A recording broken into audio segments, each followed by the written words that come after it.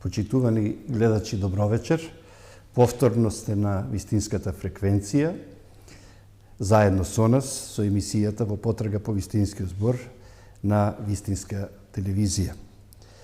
Вечерва имам на вистина посебна чест да разговарам со еден од најпознатите театарски критичари кај нас, и би рекол не еден од најпознатите, туку најпознатиот театарски критичар денес во Македонија, Тодор Кузманов. Тодор, ќе започнеме со, јас ќе ти се обраќам на ти, бидејќи се знаеме подолго време, ќе започнеме од твоето родно место. Твое родно место е Велес, а всушност ти си роден во Штип.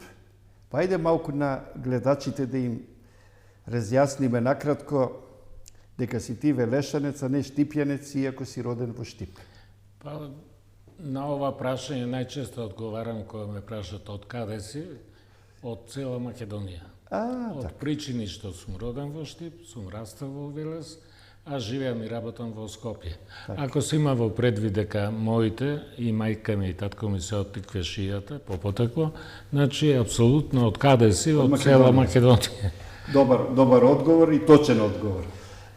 Сакам, кога веќе почнавме да говориме за родното место, за Тиквешијата, го спомнавме Велес, јас знам еден многу битен податок, а тоа е дека ти уште од својата младост се занимаваш и си врзан со театарот. Всушност, ти започнуваш како актер. Па сакам малку повеќе за тоа да проговориме, за твоите први театарски чекори во Велес како актер. Па, отприлика вака стојат работите на тој план. Како ученик во основно училиште, бев вклучен во драмската секција, тоа време ја водеше една од наставничките, мислам наставничката по српски јазик, но под менторство на Ристо Мајсторов, кој што Ристо Мајсторов, така. Нели беше подлабоко вклучен во работата на театарот во Велес. Дури и на представата се сеќавам од тоа 6-7 оделение кое бев, Сино и црвено во Виножитото. Значи, тоа би било условно некој почеток во театарскиот живот, а непосредно после тоа, веќе 7 или 8 оделение, во Радио Велес имаше драмска секција која подготвуваше Радио Драви. Таа радиодрамска секција ја водеше Бора Геловски, кој исто така има свој удел во Велешкиот театар, но во услови на абстиненција, не работа, или во криза беше театарот пред затварање, тој ја водеше извесен период драмската секција во Радио Велес. Јас таму се пријавив, добив некоја роља во текстот беше од Велко Најделковски. А како се викаше, не спомнувам, ама се испомнувам на една епизода од тоа време, дека после една недела проби, јас го загуби својот примерок од текстот. И дека тоа беше срамно и страшна работа, појдов, најдов дактилографка, нели, во Велешката библиотека, и на памет го издиктирав сиот текст, не само своите реплики. Си го знаел веќе наизуст. Да, тоа е показател за тоа колку младите може да речеме. Добра меморија. Ја за една недела на овој проби на овој текст, не само својот, него комплетно го запамтив. И тоа е некој влез, да речем, мој во театарот. После тоа, патот продолжува во Младинското драмско студио, кое што е основано во 1967 година, со некој од поранешните членови на младинската сцена при Велешкиот театар, го спомнав Боре Ангеловски, тука е Ангел Нешов, тука е... Добро. Не можеш да се сетиш на сите моментов имиња. не може да се сети на сите имиња, но Така. кои што веќе имале свој удел Да. во работата на младинската сцена, но на Велешкиот театар.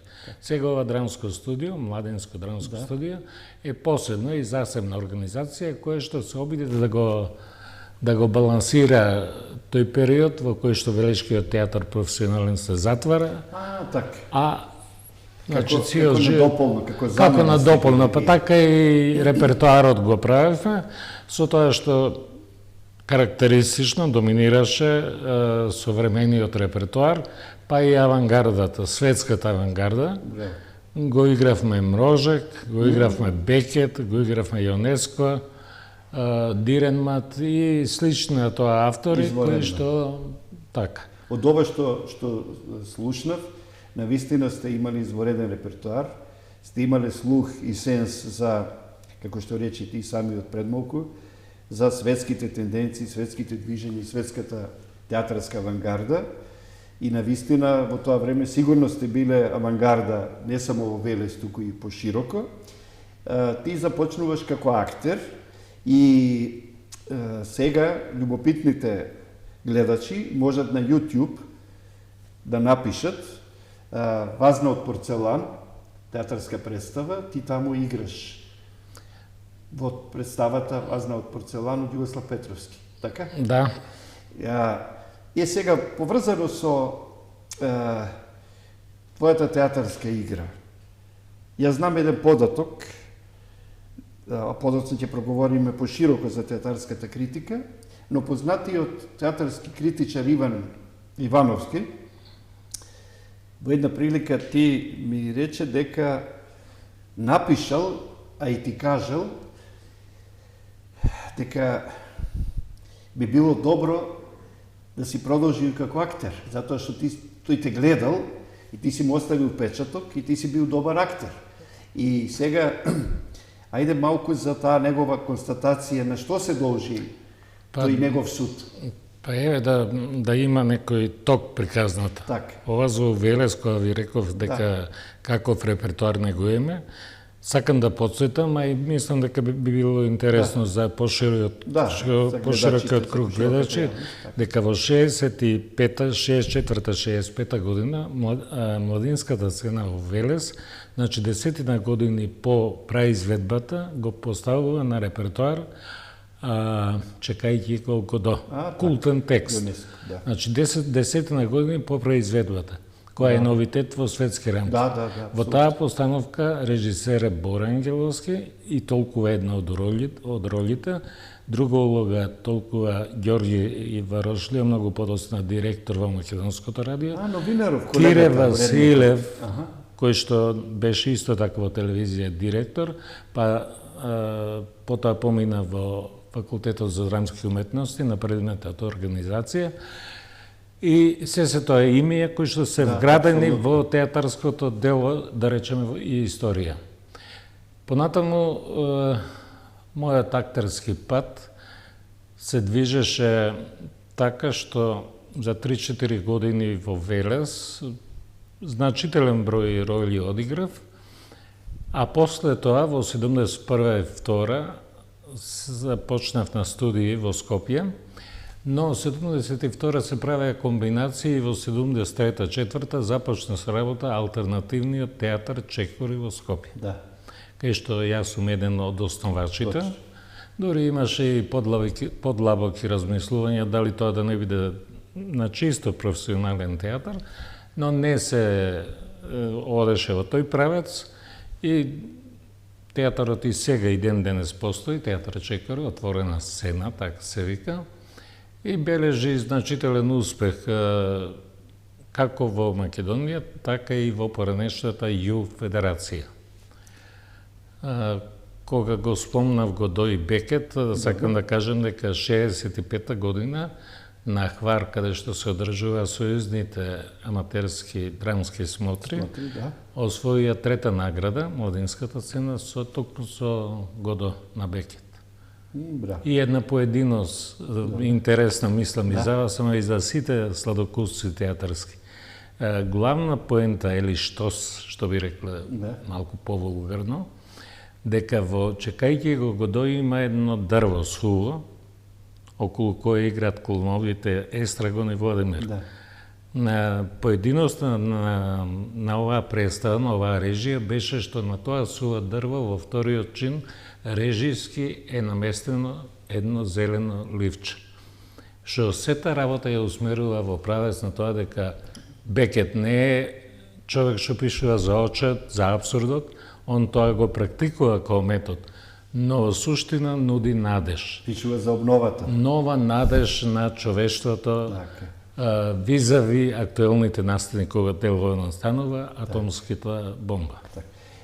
Значи, со право, вашиот колега Иван Ивановски констатирал дека би било добро Тодор Кузманов да продолжише и како актер, и сосема се согласувам дека театарот Чекори имаше и има свое место во театарскиот живот во Македонија. Ама, како водител на оваа емисија, не можам да не прашам веднаш зошто добриот актер се одлучува да не биде понатаму актер, туку да биде театарски критичар. Да, има низа околности, се тоа на индивидуален план. Да. Не е исто за сите и кај сите. Да, право на личен У избор. мојот случај возот го пропуштив, да речем, да се определам за конкретно за професијата актер, кога во 69-та, мислам, се отвори академија, односно ФДУ подоцна. подосна ФДУ, најпрво Академија, како одсек за актери при Високата музичка школа во Скопје. Јас се размислував тогаш многу време, умеѓувреме запишав филозофија и кога бев втора година на филозофија, од Белградската академија стигна циркуларно писмо за кој сака да се пријави за актери. И ја појдов у Белград, разговарав со некој професор и расчистивме прашањето околу јазикот, дека читам на српско-хрватски тогаш и нема проблеми со тоа, а на крајот самиот ми вели, а со вас македонците што се однесува до пеење немаме проблем. Он немал проблем, и тоа јас имам. И тоа е главната причина што не се определив за оваа професија, од и моето воспитување од почетоците во Велешкиот театар и приказките за сите луѓе што таму работеле, оди во прилог на тезата дека актерот мора и да пее и да танцува, апсолутно да владее со тие вештини. Да, со сите тие вештини и техники. И така. Сега, морам да се задржам уште на ова ниво, да речем, на овој фон во овие води. Тодор Кузманов станува театарски критичар. Ајде малку, кога беше тоа? Дали беше тоа твоја лична одлука или пак одреден стек на околности? Па стекна околности, да. Меѓутоа, во секој стек на околности има и некоја основа која што има своји природни текови. Јас уште на 14-15 години, кога го бев ангажиран во споменатиот репертоар, афинитет за читање апсолутно изразував. Дури се сеќавам и на некои заклучоци дека паралелно ги читав Чехов и Бекет. Прво запознавање ми беше со Бекет, а така некако стоја работите и со Чехов. И негде и забележав, стои во некои од книгите, дека Чехов на некој начин го навестува Бекет со своите паузи, со својата драма на недействување, стојање како во место. Ете, земете ги и трите сестри што мечтајќи за Москва, остануваат не мрдаат од место, а Чехов што е? Пауза меѓу сите реплики, а во заграда вика да одиме, не мрдаат од место. Значи, има некоја аналогија меѓу нив. Сакам да кажам, гаев некоја така пасионираност за читањето, за пишувањето. Повремено се пројавував со пократки работи како вовед за програмчиња за представите сум пишувал и такви слични работи. А професионалниот животен пат прво ме одведе 3 години бев професор во средна школа. Добро. Па потоа во работна заедница на Сојуз на комунисти во тоа време, во работната заедница, прво на општина Чаир, па Центар, па најпосле на Универзитетскиот комитет на Сојузот на комунистите, ама во работната заедница, значи како стручен соработник. Так. Тоа траеше до 89 година, кога се распадна тој систем. И нормално, каде ќе побарам своето место во радиото, појдов на разговор, токму со веќе спомнатиот Ѓорѓи Варошлија. Варошлија, така. И беше многу љубезен. Го знаеше и онака мојот развоен пат, или дел од него. И вели, ако е за радиото, можеш да почнеш веднаш, од утре. Зашто, за која област? Викам култура, односно театар, и таму се запознав и лично со Иван Ивановски, кој предходно ме знаеше од следење на аматерските смотри. А подолго време, така што дошол до таа констатација дека би имал иднина, иако сум се занимавал со актерство. Сега... И во радиото, значи, 89-та поминав и таму како ше е редот, ме ставаат на различни позиции и програми, но јас се наоѓав во театарот и почна да пишувам критики.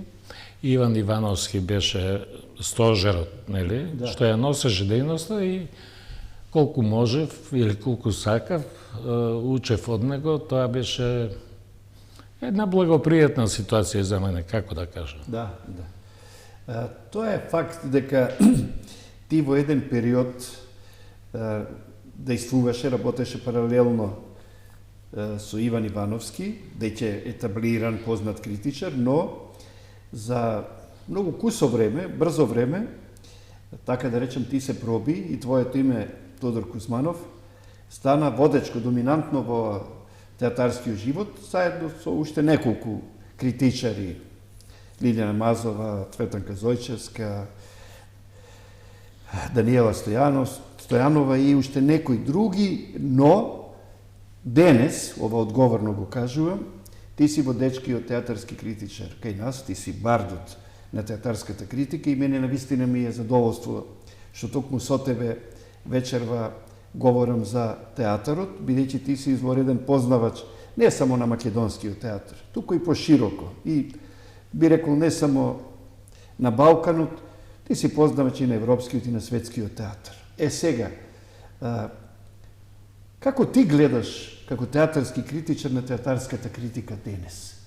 Ја има многу малку, се помалку. Речи си како да ја нема. Многу малку или инцидентно? Инцидентно.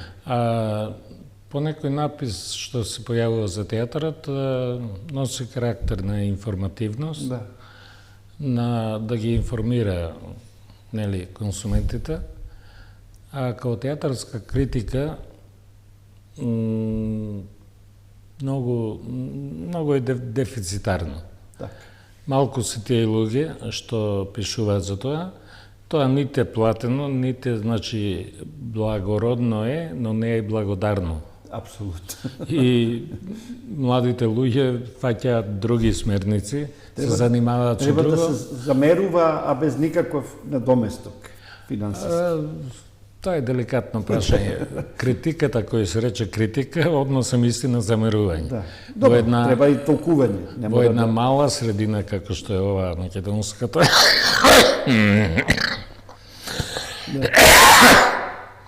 навистина е деликатно. Така. Да речеме, да се напише критика, да се биде точен, да се биде верен на постулатите што ја крепат една мисла и да не се замериш или да се замериш со луѓето.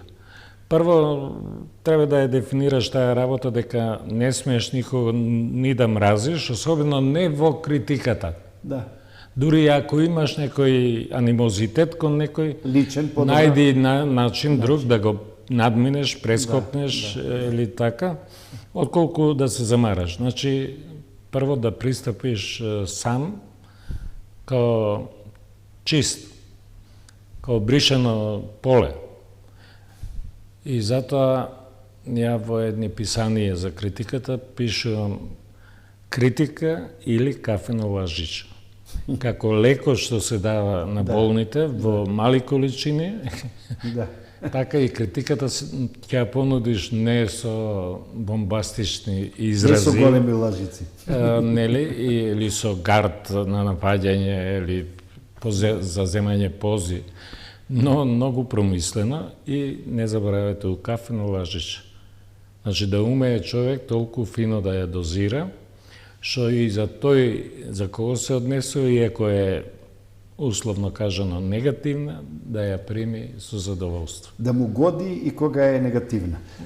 Петре Андреевски, познатиот писател, за критиката има речено дека критиката не е фалење и кудење, туку толкување. Но ние често забораваме дека, она што пред малку и ти го рече, критиката не е само гола информација. Критиката мора да биде толкување, еновидување, зашто критичарот е еден вид водич, кој што му препорачува на читателот или на гледачот, гледаја или не ја гледај оваа представа. Едно негово субјективно авторско видување. Но, како во новинарството, што се помалку има истражувачко новинарство, истражувачки текстови, така ние немаме, речи си, никаква театарска критика, не пак истражувачка. Некако кога да се оди по најлесниот пат, по површината. Зошто? Затоа што критичарот за да пишува за еден текст, за една драмска представа, не е доволно само да ја гледа. Тој треба да се подготви и за текстот. Треба да прочита и други театарски критики, за на крајот ришата да биде свој и да не се повторува, не мора да цитира. Значи, сума сумарум, кажано, тешка е работата на критичарот. Се едно дали е театарски, дали е филмски, дали е литературен, дали е деликатна е, ќе речеме. Деликатна е. Да не употребуваме. Не мора тешка, ама деликатна е. Деликатна е. Така. Со Петре Андреевски, односно не, Петар Т. Башковски. Башковски, добро. Во иста редакција извесен период бевме заедно и го познавам како радио. Многу стабилна, многу умна личност, творец, нели, кој што многу го ценам и тогаш и сега и да, веројатно. Да, тој беше уредник на редакцијата за култура. За вечни времиња. А што сакав да речам за критиката? Да. Разни постулати има, многу постулати има, а јас сега можам да кажам само својот. Еден друг есеј кој што се однесува на критиката гласи весела критика. Као парафраза на Весела наука од Кант или Ниче кој беше. И во тој есеј правам анализа на тоа дека весела критика, тоа значи критичарот да не е оптоварен со никакви споредни нешта кои што го влечат назад во некоја дупка, туку тој треба да биде така постулиран што да биде радосен и да носи радост кога пишува критика. Без оглед дали е таа помалку или повеќе оспорувачка, негативна, или укажува на дубиози во остварувањата режиски, актерски, сценографски и така натаму. Значи, она пред се треба да биде постулирана на радост. Творештвото е секогаш радост. И за тој на сцената, но и за сите околу што се вклучени во процесот. А критичарот е еден од битните. Тој може битно да влие, да насочи на некој остварување, на некој достигнување, дури и помалку видливо за некој, да го предочи, да го избие. Да. И во оваа смисла, друг мој постулат исто било поддршка на младите. Особено на младите, тоа е, како да кажам, еден кредит што им го давам. Да, да. Ама многу битен, многу значаен. За почеток на кариера, тогаш треба да се поддржат. Кога се млади, кога уште не се луѓе што афирмирани. навлегле во тоа, пројавуваат, да речеме, други својства на самоистакнување, на нарцисоидност, на суетност. И таму треба да се кочи. Да. Вака, Кога веќе говориме за критиката, убаво што спомнавме и двајца писатели пред малку, и Петре Мандреевски и Петар Табошковски, но факт е дека најголем број критичари, не само литературни, туку и театарски, биле писатели. Театарска критика пишувале Илхам Емин, Петре Бакевски, Ристо Лазаров, денес театарска критика покрај тебе пишува Гоце Ристовски, исто така, како театарски критичар беше активен Јордан Плевнеш и многу други писатели. Сакам веднаш да кажам и да прашам. Дали театарскиот критичар денес и овде во Македонија може како порано да ги следи редовно представите, дали театрите редовно канат, повикуваат, дали медиумите наоѓаат простор, телевизиите, радијата, односно весниците, или тој простор е стеснет, индивидуален е, и можеби и тоа е дел од причините што ја нема театарската критика како порано. Како да не е најбитна сега театарската критика? Не, за жал, не задоволителен однос. Прво од оние кои што треба да се најзаинтересирани театрите. Еден театарски критичар, како и се друго, треба да се негува. Така, да му се ствараат услови. Апсолутно. Не ќе да кажам привилегии, но известно внимание и грижа мора да се води. Ама не може тој од свој џеп да надоместува и пат, тоа за жал, и се. За жал наидува на ѕид. Да. На ѕид и на собствена штета си работа театрите, која од силните трошоци нема да најдат да подмират патот барем на најосновното. Или една негова дневница или слично. Така да односот не е многу различен ни кај медиумите, односно од причини што станува збор за доминација на приватни медиуми, Да. и интересот е во друг правец насочен. За жал, ја знам дека е така, меѓутоа мислам дека првенствено театрите си пукаат самите во нога, бидејќи театарските критичари, како хроничари, како проследувачи, тие се најголемите афирматори. Токму преку нивната информација, преку нивната театарска критика, тие го вреднуваат нивниот труд. Инаку нивниот труд останува безгласен, анонимен. Па да, ја видов колку тоа значи, да од кога почнав своите критики и другите објави да ги пласирам на Facebook, Да. социјална мрежа со голем, широк домет. Да. Свој блог направив, односно вебсайт, на кој што од специализирани написи се тоа. Да.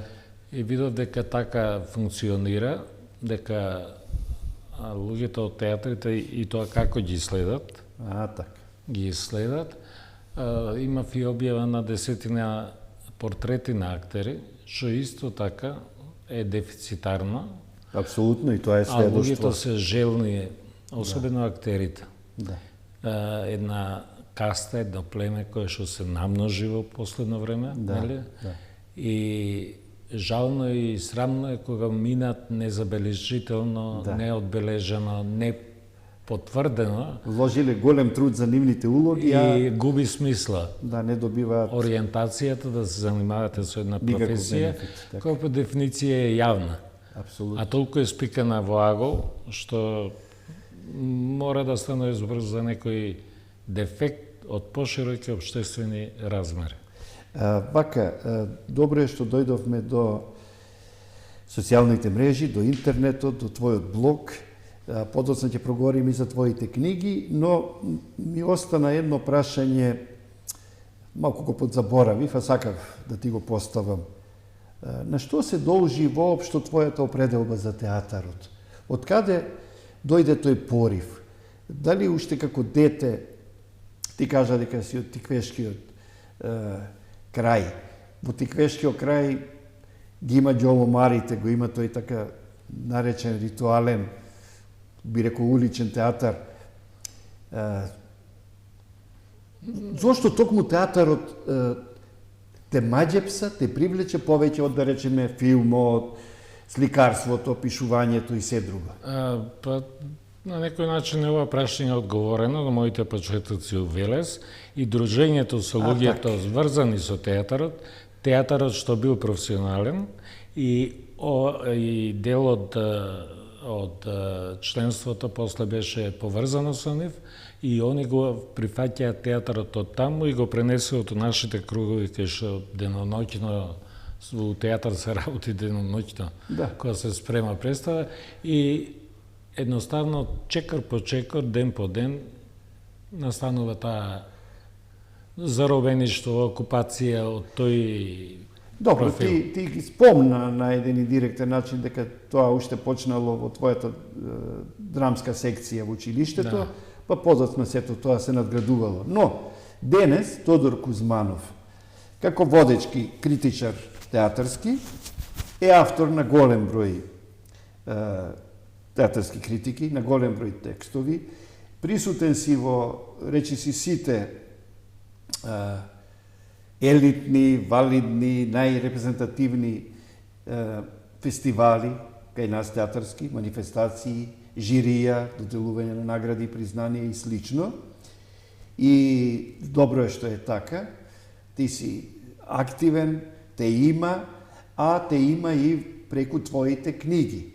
Јас овдека на гледачите ќе им посочам дека денеска ние ќе представиме само 4 твои книги, иако ти имаш повеќе објавено изданија, па полека ќе почнеме со твојата прва книга, Театарски маргини, бидејќи убаво е кога тие театарски критики одат во етерот, се имитуваат или се објавуваат во весниците и списанијата, но сепак кога ќе бидат вкоричени како посебни книги, тие се и потрајни и повидливи, побележити.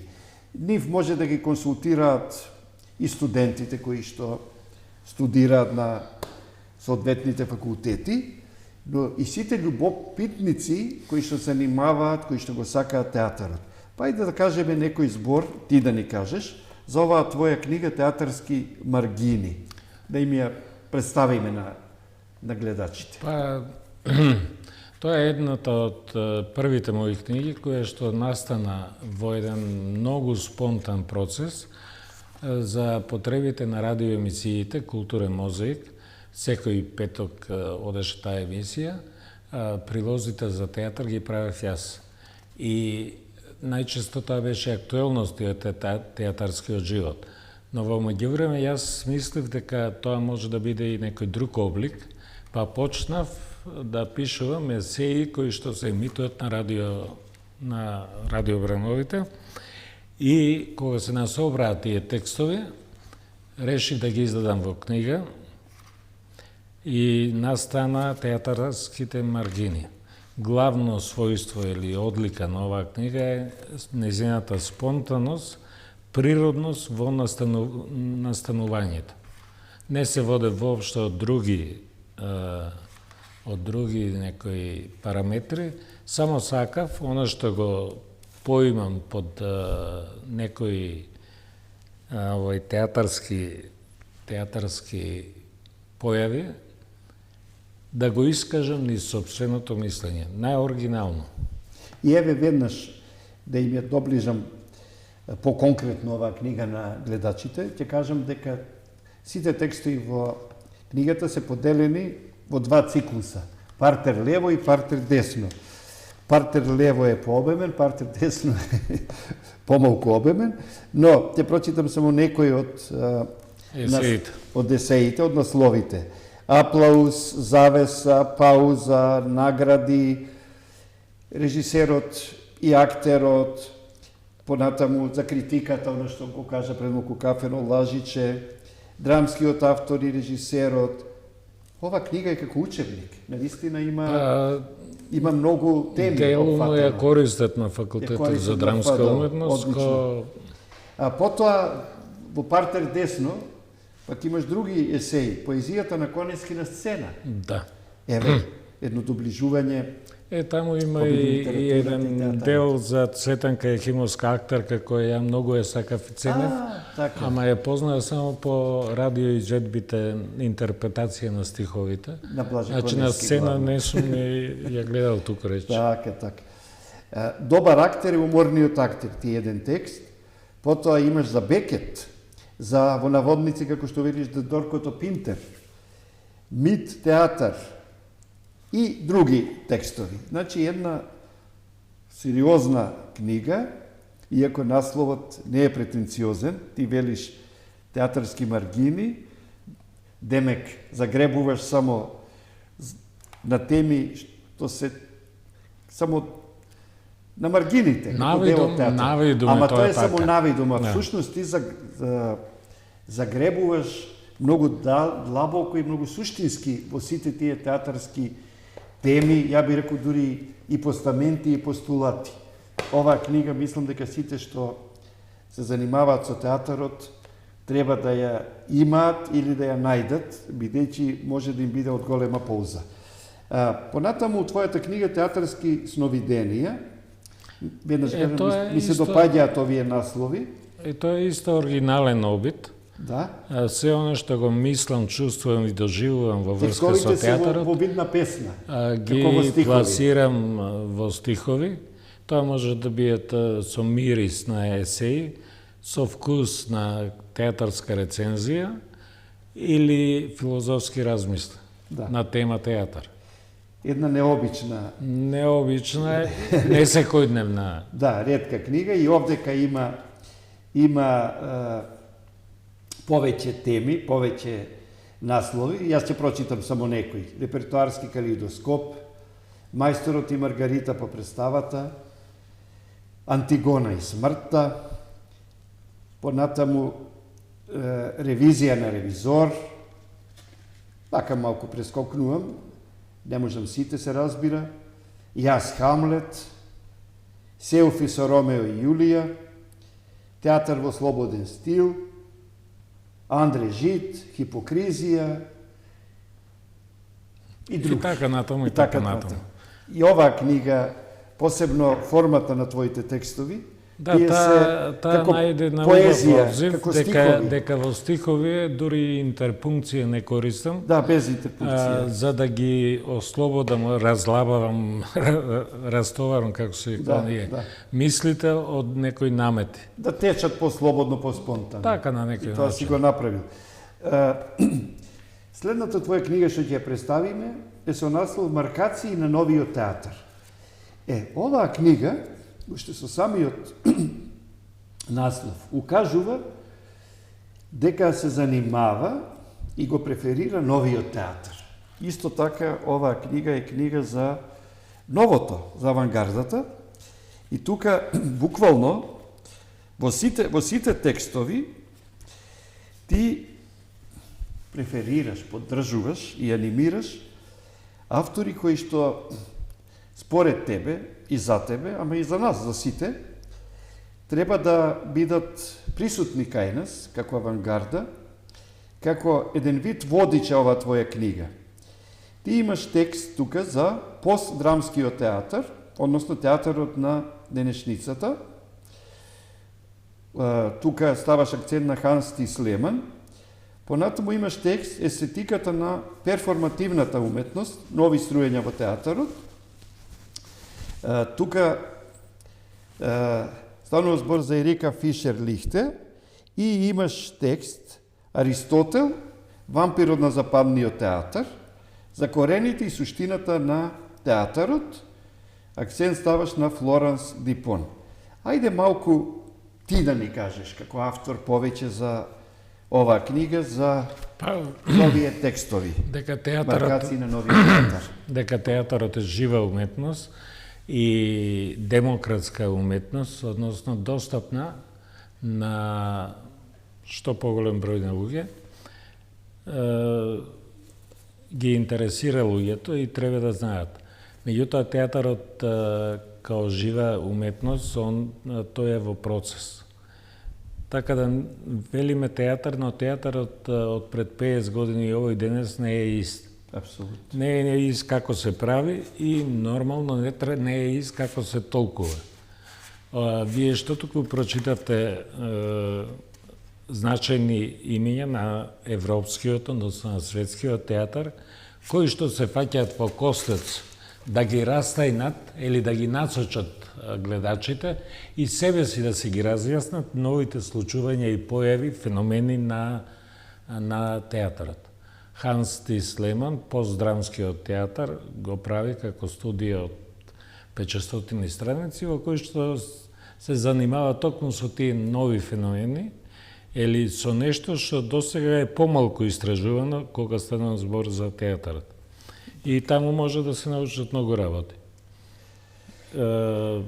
Ханс Тис, Ерика Фишер Лихте со перформативната уметност, тоа е повторно една нова појава. За оваа книга дури може да се направи, да се сними посебна емисија, бидејќи има толку многу актуелни теми содржани во неа, но бидејќи се ближи крајот на емисијата, сакам да го затвориме овој круг на представување на овие твои 4 книги со книгата Казалични рубови, или во превод театарски маргини, која што е објавена во Хрватска, во Загреб, од страна издавачката куќа Сандорф, навистина прекрасно издание. Мене ме радува што ти како автор си преведен и си објавен во Хрватска. Знаеме дека Хрватска има голема традиција не само на театарот, туку и на театарската критика, и јас навистина ти честитам на овој успех, и ова е навистина ретко едно прекрасно издание. Но бидејќи реков се ближиме на самиот крај, ќе те замолам, а тоа го правиме со сите автори, да ни оставиш една трага, да ни се потпишеш на овој лист, ние го викаме свиток, да избери една боја, која сакаш, црната, црвената или сината, и тука ќе ни се потпишеш твоето име и една мисла ќе носиш, сината. Значи, овдека во овој горен дел, овдека можеш со покрупни, Тодор Кузманов.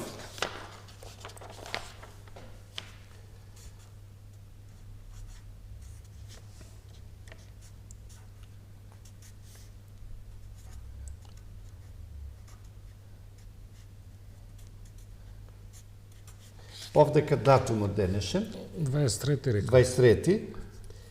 9.2024. А најбитно е ова што го чекаме на оваа страница што ќе ни го напишеш. Тука треба една твоја мисла, една твоја порака. Ами, во пораките нека стои театарот. Добро. Не е огледало на стварно, на реалноста. Добро. Туку театарот е тука за да создава нова реалност. Добро. Слободно. Напиши го тоа. Еве, додека Тодор Кузманов пишува, навистина, јас ќе ја парафразирам оваа негова мисла, бидејќи таа е навистина суштинска, би рекол длабока, навистина е така, дека театарот треба секогаш да создава една нова реалност. Не само да биде отслик, да биде, како тој што вели, огледало. Да создава. Да. Нова. Реалност. Да нуди на гледачите една нова реалност, да ги привлече така во театар. Да. Тука подпиши се само скратено. Овде два пати ми се подпиша скратено, можеш овде Тодор да напишеш. Овде горе, Тодор. Да. Така, веќе ќе биде ова презентиран. Добро, јас сакам на крајот и со рака да ти честитам за се досега што имаш постигнато, направено. Продолжи и понатаму да го следиш театарот, не само да гледаш представи, туку и да пишуваш, да толкуваш, бидејќи ние тоа, гледачите, тоа го очекуваме од тебе. Ти благодарам што беше вечер на Јас, јас ви благодарам и вам за укажаното внимание, за одбележување или оставање траги Так. на оно што поминал. Да се гледаме само по убави поводи.